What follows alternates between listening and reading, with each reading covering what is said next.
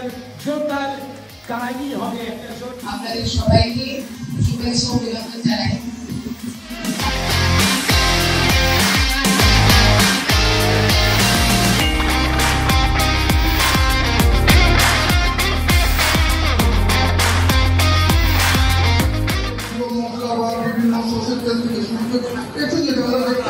আমাদের রান্নার যা কিছু লাগে তার 90% আমরা দেখতে পাচ্ছি যে মোটামুটি এখানে আছে।